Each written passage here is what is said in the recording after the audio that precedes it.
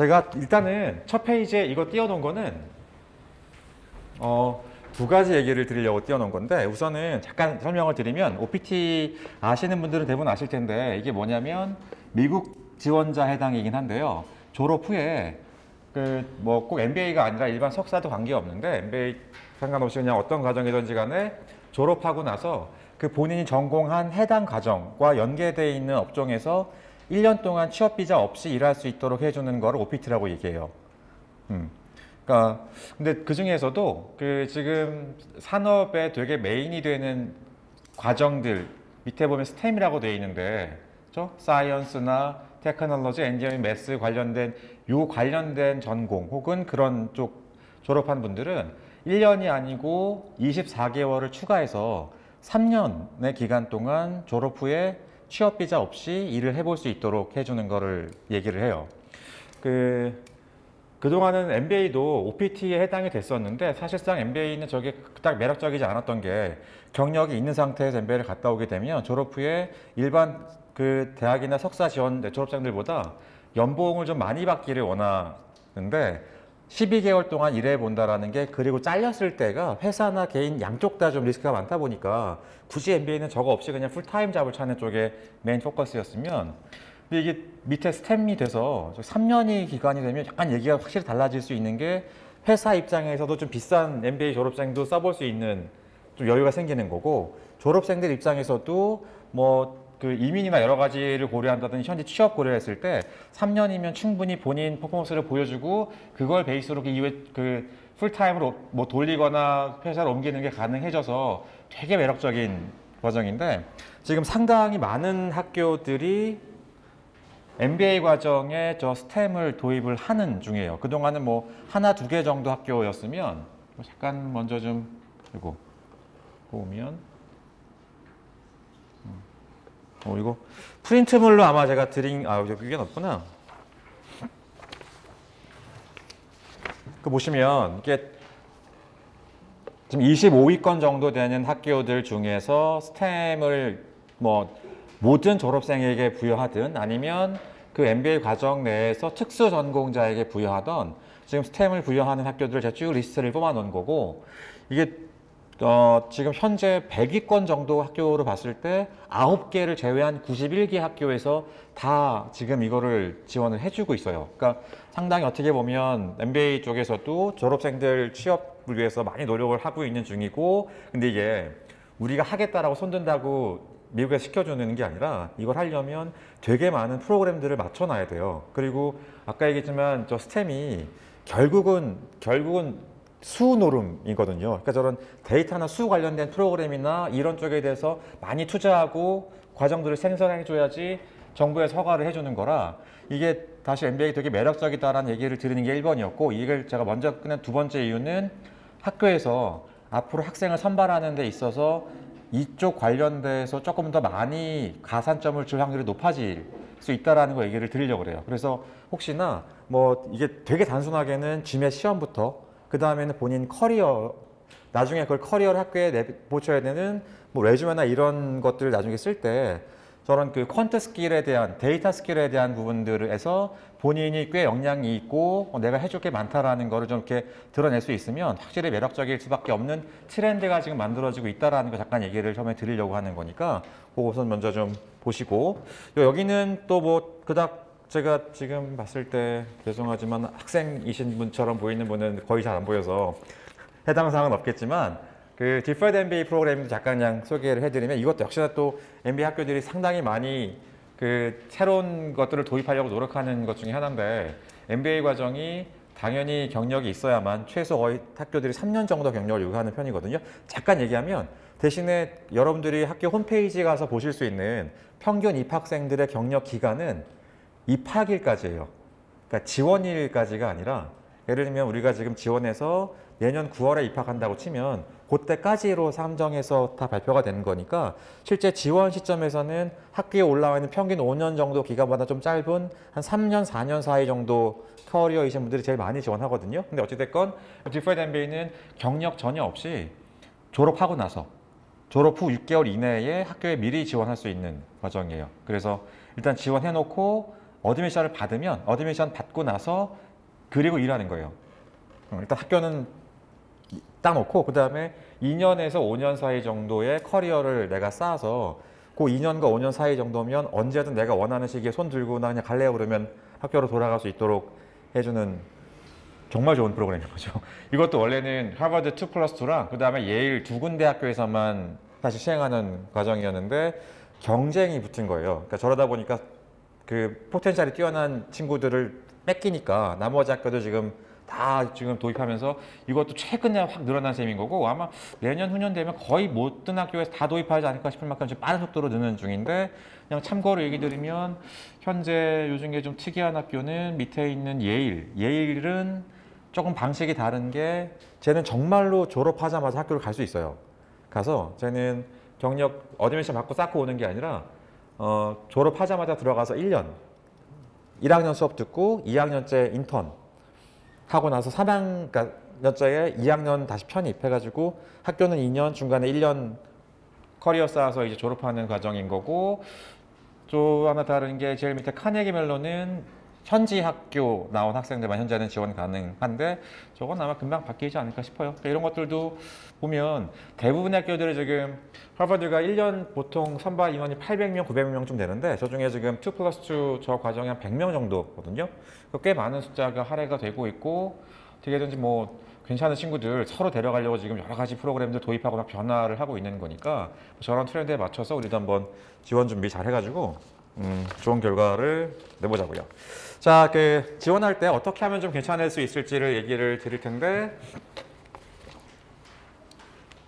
우선 그러려면 여러분들이 지원할 때 필요한 게 어떤 게 있나를 좀 먼저 설명을 드릴게요. 그리고 저기 필요한 걸 수도 있고 학교에서 말하면 어떤 학생들을 어떤 기준에 맞춰서 뽑게 되는지를 좀 먼저 얘기를 드리면 크게 학교에서 보는 카테고리는 두 가지일 수 있는데 하나가 얘가 정말 학업적으로 얼마큼의 능력이 있는지 대부분의 이제 수업들이 MBA는 팀 베이스로 벌어지다 보니까 물론 이게 학문 연구가 메인 목적은 아니기 때문에 높은 점수가 어드미션을 확보해 주는 건 아니에요. 이게 그 워튼 딘이 거의 매년 하는 얘기가 우리 올해 지원자 중에 800점 5명 있었는데 내가 2명 떨어뜨렸어. 이런 얘기 거의 매번 하거든요.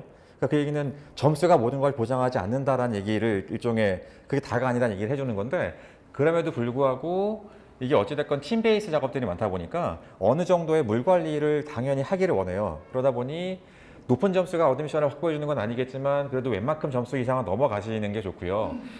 그거는 저희 학원 홈페이지에도 쭉 나와 있고 뒤에 제가 표도 붙여놨지만 아니면 학교마다 홈페이지 가서 보시면 매 학교들마다 전년 입학생들의 아까 얘기했던 뭐 경력 평균, GMAT 평균, 토플 평균 다 나와 있으니까 본인이 원하는 학교가 있으면 아무래도 그 정도 평균 점수를 일단 넘겨놓는 게 좋겠다라고 생각하시는 게 좋을 거예요. 대략 얘기 드리면 지금 10위권 이내 학교들은 GMAT 평균 점수가 730점대에서 보통 형성이 되는 편이고요.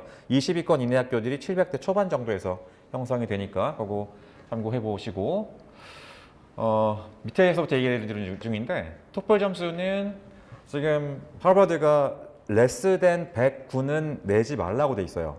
아예.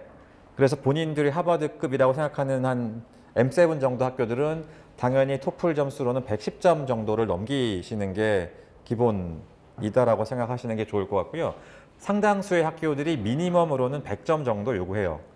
근데 이게 한 20위권 정도 넘어가면 미니멈은 100이라고 덜어놓긴 했지만 100점이 조금 안 돼도 지원하는 데는 크게 문제가 없는 곳들도 많이 있어요. 그게 당연한 얘기지만 MBA는 서류만 제출해서 끝나는 게 아니고 인터뷰를 어차피 할 거기 때문에 조금 뭐 미니멈이 살짝 모자라더라도 인터뷰하면서 충분히 체크 가능하니까 본인들은 뭐 받아주는 경우도 많은데 대신 그런 경우는 인터뷰에서 조금 난감한 질문들이 나오는 경우들이 많으니 영어 체크를 따로 하기 위해서 예상하지 못하는 질문들을 하는 경우도 많으니까 시간 여유가 있으시면 웬만하면 그 미니멈은 넘겨놓는 게 좋을 것 같고요. 지금 미국 학교들 중에서 워튼만 유일하게 토플 점수만 받는 중이고 나머지 모든 학교들은 토플과 IELTS를 같이 받아요. 그리고 저희가 학생들을 트레이닝 시켜봤을 때 110점을 넘기는 점수는 토플이 조금 더 편한 것 같고요. 해보면. 근데 이제 내 타겟이 높은 학교가 아니라 미들레인지여서 한 미니멈 100만 넘기는 게 목적이다 이신 분들은 IELTS가 조금 더 편한 느낌이더라고요. 물론 개인 차이는 있으니까 저희가 보통 레커멘드 하는 거는 GMAT 끝나고 나면 토플, IELTS 한 번씩 시험 보시고 나서 본인한테 맞는 거 찾아가시는 게 편하긴 한데, 이게 IELTS가 조금 낮은 점수가 획득이 쉬운 거는 토플은 시험이 엉켜 있어가지고 뭐 듣고 말하기 막 이런 식으로, 그러니까 하나가 안 되면 다 점수가 안 나오는 구조인데, IELTS는 듣기 따로 말하기 따로 다 따로따로 돼 있어가지고, 그러니까 하나가 약간 망가져도 나머지는 커버가 좀 편해서 좀 그런 특성이 있으니까 그것도 참고로 얘기를 드릴게요. 자, 제가 제일 뭐 나중에 설명을 드리는 이유는 가장 안 중요하기 때문인데, GPA 저 바꿀 수가 없는 저거는 이미 끝나는 얘기인 거라, 어디까지 점수가 지원 가능하지 많이 물어보는데, 이게 뭐 너무 유니크한 샘플일 수 있긴 해서 정답은 아닐 수도 있겠지만, 올해 저희랑 수업하고 에세이 써서 지금 지원하신 분 중에 한 분이 어제도 전화 왔는데 학점이 2.3점대 4.0 환산으로 2.3에 그 나이가 40이 넘은 분인데 32건 학교에 7만 불 장학금을 받고 들어가셨어요. GMAT 점수 660점으로. 그러니까 그 학점은 이게 워낙에 좀 어떻게 보면 오래전 얘기인 거니까, 저게 아까 말했지만 학업 능력을 증빙하는 데 있어서 밑에 나머지 토플과 GMAT 스코어로 충분히 커버 가능하니까 너무 낮은 점수에 대해서 이렇게 뭐 불리하다라고 생각하실 필요는 없을 것 같은데, 대신에 그게 어쨌든 3.0이 안 되면 나중에 지원하실 때 에세이를 쓰는 와중에 제일 마지막 항목에 옵셔널로 자유주제로 아무거나 쓰나라고 내 있는 항목이 있어요. 거기에 웬만하면 얘기를 써야 돼요. 내가 왜 낮았었는지, 뭐 공부 안 했고 연애했고 이런 건 안 되고 당연한 얘기인 거고, 저 뭔가 뭐 사업을 했거나 뭔가 이제 뭐 내가 뻔한 얘기 있잖아요, 그렇죠? 뭐 이렇게 점수를 얻을 수 없는 많은 것들을 얻었어 이런 얘기 이제 쓰면서, 뭐 동시에 그 에세이 안에 내가 하지만 뭐 GMAT이건 토플이건 혹은 다른 자격증이건 간에 이 얘기를 가지고 본인의 사고력과 이런 그 공부 학습 능력이 떨어지지 않는다라는 거를 좀 어필링 하시면 특별히 많이 문제는 안 될 거예요, 저 부분은. 자, 이렇게 해서 일단 학업 능력 쪽에서 약간 커버가 되면 저건 원오브 댐이고요. 그 다음에 밑에 실제로 학교에서 그럼 얘를 우리가 키워서 내보냈을 때 충분히 우리 동문으로서 본인 커리어를 잘 쌓아 나갈 만큼의 자격이 있는지를 이제 걸러내게 되는 게 밑에 항목인 건데, 사실 저희가 그 지원 어떻게 보면 위에 스코어는 아예 점수가 안 되면 그 학교를 낼 수가 없는 거니까, 일단 그 학교를 지원할 수 있는 일종의 티켓 사는 느낌이면 그 안에서 걸러지는 거는 아래 항목이 훨씬 중요하다라고 볼 수 있어요. 이게 또 그 저희 홈페이지나 학교 홈페이지 가서 보시면 뒤에 제가 표도 붙여놨지만 지원자 수 대비 합격률이 나와 있어요. 하버드가 스탠포드 이런 데가 10%가 채 안 돼요. 근데 예를 들면 점수가 600 초반 이런 친구들이 내겠냐고, 그런 학교들을. 대부분 거기를 내는 학생들은 대부분 700이 넘는 그 10명 중에 1명 정도를 골라내는 키는 저 아래쪽일 거고, 근데 이거는 지금 이제 지원 준비를 하고 계신 분들이면 지금 라운드 1이 9월 달부터 시작이 되니까 아직 6개월 정도 시간이 남아 있어서 충분히 이 부분은 여러분들이 개발할 여지가 있거든요. 자, 1번은 제가 제일 처음에 얘기 드렸죠. 퀀트 스킬에 대해서 학교들이 상당히 중요하게 보는 추세이기 때문에 그것들 혹시 없으시면 남은 기간 동안 레주메건 어디에 넣을 수 있도록 좀 보완할 수 있도록, 혹은 커리어상에서 일하는 와중에 숫자적으로 표현할 수 있는 것들, 내가 데이터 분석력이 꽤 있다라는 걸 어필링할 수 있는 것들을 자꾸 좀 만들어 보시는 게 좀 필요할 것 같고, 그 다음에 사회활동 혹은 뭐 클럽 활동, 이게 그 아래쪽에서 저 매니저 스킬이 그냥 일을 잘한다라는 측면도 되게 필요하지만, 얘가 사람들과 되게 인터퍼스널 스킬이 뛰어나다, 리더십이건 팀워크이건 그런 쪽에서도 충분히 매력적이다라는 것도 상당히 중요한 요소예요. 그게 이 지원자가 나중에 일을 하는데도 그렇지만, 워낙에 다양한 백그라운드랑 다양한 나라에서 모여있는 그 클래스를 운영하는 데 있어서 그 지원자 하나하나의 그런 성격적 측면이 되게 키포인트가 되는 경우들이 많다 보니까, 그런 것들이 에세이나 나머지 항목들에서 지원자가 최대한 좀 어필링을 할 수 있도록 만들어 놔야 되는데, 이게 한국에서 지원하시는 분들이 대부분이 거기가 너무 약해요. 그러니까 대체적으로 공부만 하고 일만 하고 저 뭐 연애만 하고 술만 먹고 이거밖에 없어가지고 본인만의 어떤 그런 유니크함을 일이 아닌 다른 쪽 측면에서 어필링하는 게 너무 약해서, 그런 것들 좀 많이 좀 남은 시간 동안 디벨롭을 해보시고, 정 내가 뭐가 없으면 되게 사소한 거라도 본인이 거기다가 남들과는 다른 의미를 좀 부여할 수 있는 것들을 찾아보시는 것도 괜찮을 것 같아요. 그러니까 뭐 이거를 단순하게 예를 들어드리면 그렇죠? 만약에 뭐 너의 취미가 뭐니라고 물었을 때 내가 뭐 요리다라고 얘기를 하면 그 요리를 가지고 에세이를 하나 썼을 때 되게 다양한 스토리가 가능하거든요. 그러니까 뭐 누구나 상상할 수 있는 요리를 가지고 나는 나중에 뭐 내가 이런 요리를 잘하니까 학교에 가서 애들끼리 잘 개발해가게 할 거야 라는 얘기를 할 수도 있는 거고, 나는 요리를 좋아하는 이유가 뭔가 여기다 새로운 실험을 하기, 그러니까 그런 얘기들을 가지고 내가 되게 도전적이다라는 거를 담을 수도 있을 거고, 나는 내가 제일 좋아하는 요리가 일식 스시야. 왜냐면 요리에 뭐를 가미하고 치고 하는 것들보다 정말 그 자체 본연의 맛을 최대한 끌어내는 게 나는 너무 흥미롭거든. 이런 것들은 내가 어떻게 보면 그 꾸미는 게 아니고 내적 가치를 되게 좀 중시한다라는 거를 보여줄 수 있는 포인트가 될 수 있는 거니까, 사소한 것들이더라도 나 혼자만의 가치나 나의 어떤 그 특수성을 좀 보여줄 수 있는 스토리를 좀 개발을 해보시는 게 괜찮을 거예요. 저런 것도 한번 같이 좀 고민을 해보시고요. 저 파트를 일단 저희가 레주메를 제일 먼저 써놓은 게, 여러분들이 나중에 그 지원을 하게 되면 어드미션 커미티 입장에서 내 패키지를 볼 때 제일 위에 올라와 있는 게 CV예요. 한 장짜리 레주메가 위에 깔려 있고요. 그 밑에 이제 뭐 개인적인 내용 쭉 들어가고 에세이도 있고 추천서도 깔려 있으니까 그 맨 위에 한 장 안에 내 모든 스토리를 함축해서 일단 담아놓고 밑에서 그게 쭉 스토리가 풀려나가야 되거든요. 그 레주메가, 그러니까 에세이가 어떻게 보면 내가 내 보이스로 내 얘기를 하는 과정이면, 추천서는 다른 사람들의 보이스를 빌려서 앞에서 해놓은 내 얘기가 그만큼 더 신빙성이 있다라는 거, 혹은 그 이 학교의 에세이 주제상 내 얘기를 하지 못한 부분들, 나의 어떤 그런 재미난 스토리가 어필링 못했던 부분들을 추천서를 통해서 이제 커버를 해야 되는 거니까, 이게 에세이가 한 학교당 보통 질문이 3개 혹은 4개 정도 붙어 있는데, 질문 하나하나 답을 쓰는 거를 신경 쓰지 말고요. 레주메부터 전체 패키지를 한 사람이 쭉 읽어나갈 때 어떻게 읽혀나갈지를 계속 좀 크게 그림을 그리시면서 작성을 해보시는 게 좋을 거예요. 저것도. 그리고 추천서는 요즘에 조금 트렌드가 계속 너무 변하는 추세긴 한데, 아예 안 받는 곳도 조금은 나오는 중이고, 대부분의 학교들이 2명 혹은 3명 정도 추천인을 요구를 하고요. 당연히 비즈니스 스쿨이기 때문에 교수 추천서는 대부분이 선호하지 않아요. 그리고 직장 상사분들에게 받아오기를 원하고, 레벨의 이슈는 그렇게 중요하진 않은 것 같아요. 그나마 그래도 MBA를 끝나고 왔을 때 갈 수 있는 정도 레벨, 그러니까 너무 나랑 비슷한 레벨은 아닌, 근데 위 정도 레벨이 평가는 해줘야 되겠지만 아주 높은 레벨이 더 매력적이다라고 느끼지는 않아요, 학교 입장에서는. 또 그게 그럴 수밖에 없는 게, 뒤에 잠깐 보여드리겠지만 추천서 안에도 질문이 상당히 디테일하게 나와 있어요.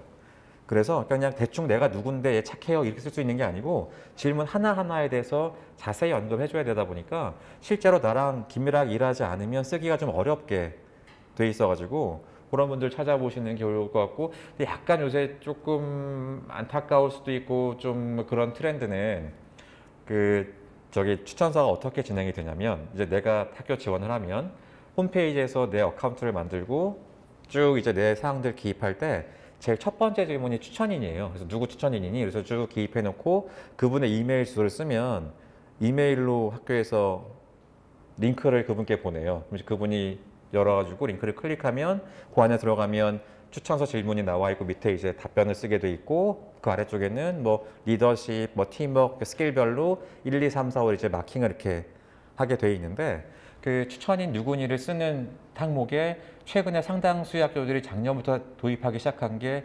졸업생이냐를 묻는 질문들이 있는 학교들이 많아졌어요. 근데 그게 없었던 게 지금 나타났다라는 것 자체가 어떻게 보면 학교에서 조금 더 그거에 대해서 뭔가 신경을 써줄 수도 있다라는 가정이 깔릴 수도 있는 거니까, 혹시나 내가 그 직장 상사라는 게 좀 여러분이 있다고 치면 내가 내고 싶은 학교에 졸업생이 있으면 조금 미리 작업을 해놓는 것도 괜찮을 것 같아서 얘기를 드려요. 사항도. 그 요상은 이따가 뭐 에세이도 샘플 질문들 한번 뒤에서 보여드릴 거고, 추천서도 샘플 질문 보여드리면서 그때 좀 이렇게 질문은 한꺼번에 받을 테니까 이 정도만 얘기를 드리고, 저렇게 해서 지원이 끝나고 나면 학교에서 이 서류 사항들 쭉 체크하고 난 다음에 밑에 나와 있듯이 인터뷰 인비테이션이 나갈 거예요. 저기서 일단 버려지는 분이 꽤 많고요. 인터뷰 인비테이션은 학교마다 다른데 한 1.5대 1, 되게 낮은 데는 해서 한 4대 1 정도 입학생 대비 비율로 인비테이션이 나가는 편이고 지금 탑스쿨 중에서는 유일하게 켈로그는 지원자 전원 인터뷰고요.